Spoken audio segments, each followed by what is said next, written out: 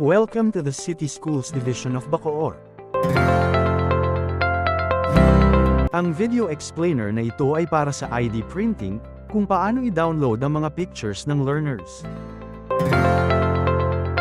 Buksan ang ID system apps na Time and Attendance, at i-click ang Manage Student Staff. Sa gitna ng screen, right-click lang at meron lalabas na dialog box.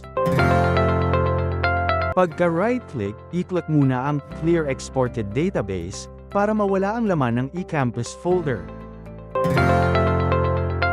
Pangalawa, pindutin ang Control o Shift at piliin ang mga learners na gustong pag-awan ng ID. Saka i-click ang Export Selected Records.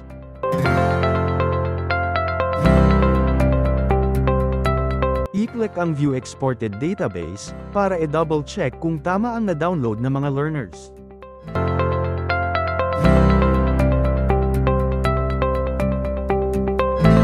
Pumunta sa desktop at email ang buong folder na eCampus sa ICT unit para sa printing ng ID. Thank you for watching. Para sa Batang Bacooreño.